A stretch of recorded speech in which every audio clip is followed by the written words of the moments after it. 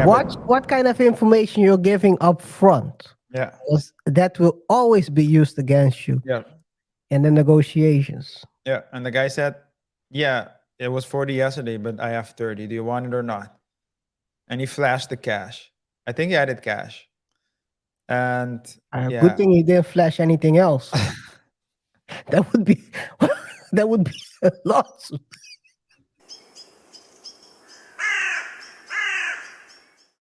But as I said, he sold that 25%, and that has been noticed by others on YouTube.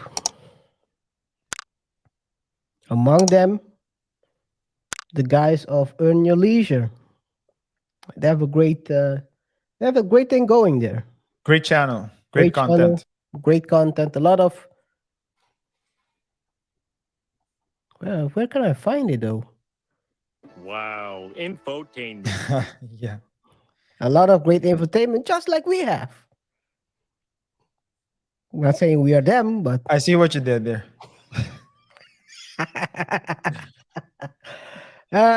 guys, this is what they had to say relating to this deal. Let me see if everything. Can you hear this? I'm going to pick Apple and Microsoft every time, for sure. So what's your thoughts on Bacardi settling with Jay-Z for $750 million? And what is this even about? Jay had a couple issues. Y'all spoke. That's fine. Say who? Putting it out there to the world. I think it was maybe 6 months ago where he wanted to see the books on a deal with DUsse. And I know I read a lot of the comments and people were saying, hey, he still owns part of it. I get that. But my first thought was, if opposed to going through the entire process of revealing books, all sales, and they agreed to pay out $750, how much do they really owe him? Yeah. So what they really owe him $4 billion. So he wanted to see the books, and this is how it's being reported. He wanted to see the books because he potentially wanted to sell his 50% stake in the company. And so Bacardi owns 50% of DUsse, and SC, I guess, Holdings or Liquors owns 50% of DUsse. And so he was interested in selling his 50% stake in it. The problem is the valuation was so low based on what Bacardi was saying. And so when you tell me that the valuation is low, now I need to see the numbers. Show me the numbers. Because he knows his value. Right. He's saying like... He's a 50x multiplier to anything he touches. He says $3 billion. I think they got some reports where they said they're worth $5 billion. And Bacardi's saying like, nah, it's worth 1.5. And so if it's worth 1.5 billion, your 50% stake is 750 million. That's what you're entitled to. Yeah. And so now I have to look at the book. So they went through litigation for like you said, 6 months. And it's like, he finally got to a point where they actually settled on Friday. Yeah. And the settlement was, rather than selling the 50% stake, he sold majority of his 50%. Yeah. And so technically that's like, he has a 24.9 at the maximum % stake of their company. Yeah. So now Bacardi's side, they're saying, all right, well, we're going to agree with that evaluation. Okay. So let's say they agree, and this is all alleged, we don't know the exact numbers. Let's say that they agree that it was $3 billion. Yeah. That's still a hefty payout, right? Because he's still an amazing payout. Yeah, right. So that's almost a $1 billion transaction. Yeah. Based on selling that. He says something there that I don't totally agree with before. No, he didn't sell. He said he implied. Yeah, he didn't sell. Said it by words, but he suggested that maybe he should have gone longer with the suit. Went through, and he would have gotten the $5 billion. Yeah. But is that? I don't know if that's the best. If that's the best way to go about this, because it also costs money to litigate. So I would say it all depends on the. It all depends on the reason why Jay-Z is going liquid as well, right? Maybe there's a timeline. Maybe there's a deadline. Sometimes, because let's put it like this. Jay-Z probably blames the accountants. If it was Kanye, you know who you would blame. But Why do you say that while I'm drinking, dude? You want me to? Yeah, anyway. I often do that. I don't know if you realize, but I'm just trying. This is not the first time. This is perhaps the first time that you realize it. Noticing it. Yeah, but so it all depends on why it's going liquid. And sometimes, you know, when you're entering into business, you know about,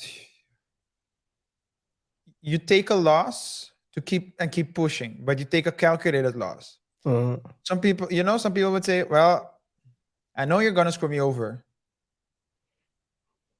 but you don't need to step on me as well. So okay, give me 750 and then I'll move. Keep it pushing.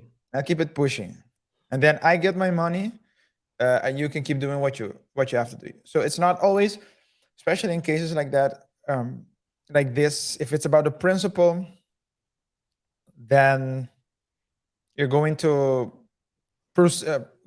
court, spend a lot of money, and at the end of the day, you still won't have a feeling, a good feeling like Flo Rida did. The feeling of Flo, the feeling that Had the best win ever, guys. We had a clip about this. Let me pull that clip up, man. Yeah, and as you're pulling the clip up, yeah. So just continue my thought. It's not always about getting everything you want, because it's sometimes you need to make a sacrifice. And perhaps DUsse or Bacardi also knew that Jay-Z has a plan and used that against him.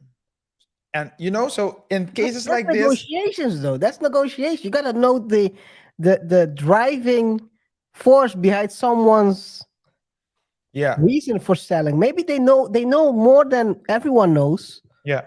I mean, people talk. Lawyers talk. Maybe they don't tell everything, but I'm not gonna say yeah to that. But what I will say, come on, man. I'm trying to test you. You know what you say. Yeah. So no.